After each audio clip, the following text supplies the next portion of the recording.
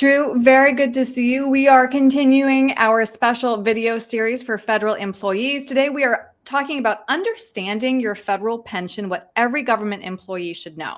So many federal workers don't fully understand how their pension works or how it fits into their overall retirement plan. So today we're going to break it down. Let's start with the basics. What exactly is the federal pension, and what are some of the other names that people might be calling it?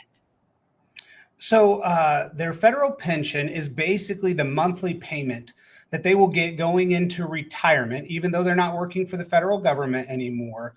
That they'll get each month. It'll be a certain amount, and sometimes it's called the annuity, like the FERS annuity or the SERS annuity. Those are some names for it, but basically it's just a monthly check that you get because you are a federal employee going into retirement. And there seems to be a lot of confusion about how the federal employees retirement plan, the pension fits into the employees retirement plan. So what role does it play alongside Social Security and the thrift savings plan, the TSP? Yeah, so those are some three things that I think people kind of mesh together sometimes. Your FERS or SERS pension, which if you're a SERS employee, I'd really recommend you meeting with a specialist. There's not a whole lot of SERS employees left. You have some different calculations, so we'll just kind of talk about FERS today. But your FERS pension is your separate payment that you will get.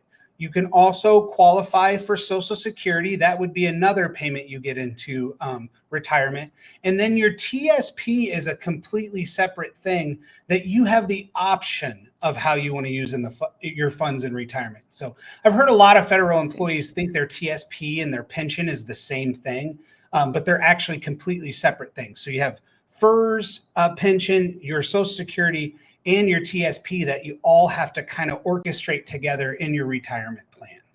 I see. And how do you qualify for a federal pension, and how is it calculated? So the first thing here, this chart kind of helps you with how you qualify for it. So the earliest you can qualify for it is your minimum retirement age, which there's a quick little breakdown on the side. It's based off of your birth year. And you have to have 30 years of experience to qualify for that. If you can't qualify for that, then it moves up to you need to be 60 years old with 20 years of experience. And then the final step, if you don't meet any of those, is you need to be 62 years old with at least 5 years of experience. Otherwise, this pension is not something that you'd be able to take into retirement if you don't meet these categories.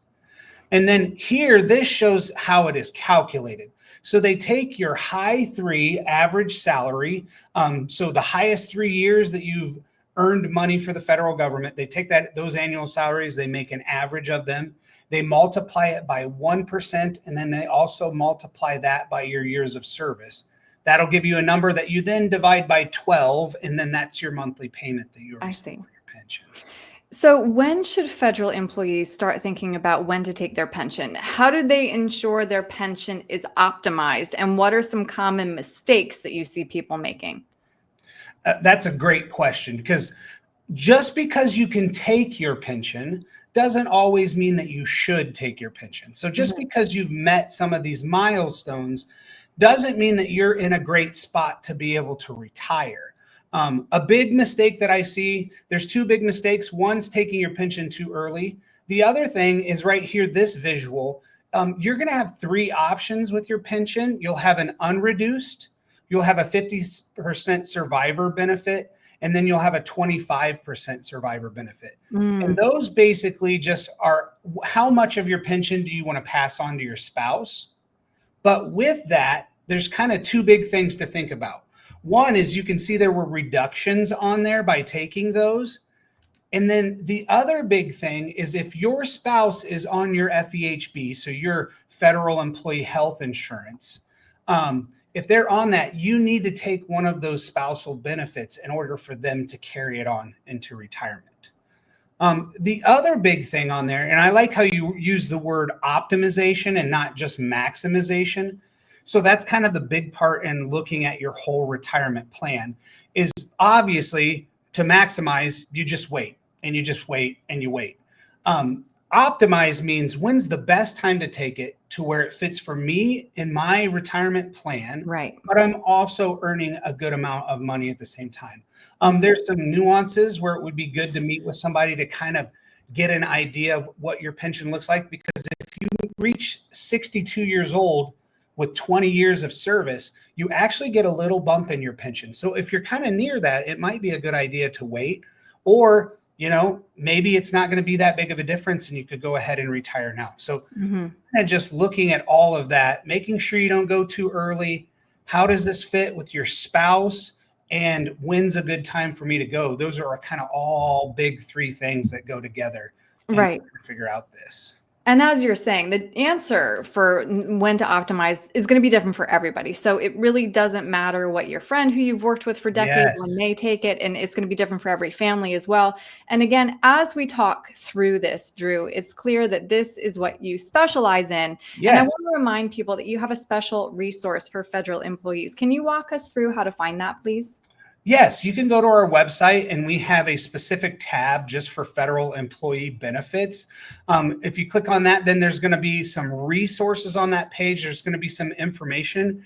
And if you would like to meet and just talk about all this and kind of see what you understand, what you don't understand, or how do I really optimize this into my whole retirement plan, that there's a place on there where you can schedule a meeting and we can kind of just look through all of this together. Right. Perfect. Yeah. So many great resources there. Clearly you've done your homework. That's a little bit overwhelming to look at. So again, Yeah. what's the best mode of contact? Tell us your website and phone, please. So you can go to our website at millardfg.com is a way you can contact us, or you can call us here at the office. It's 260-488-8300. Feel free to call or get on there and book an appointment. And even if it's just a bunch of questions that you have, we're really happy to help, because, like you were talking about all those resources on there, it's just in the federal government and all the benefits that they get, there's just a lot of stuff out there and it can just be super overwhelming and confusing. Right. Right. Clearly. All right. Well, Drew, thanks again for your time today. I appreciate it. Yep. Thanks for having me, Erin.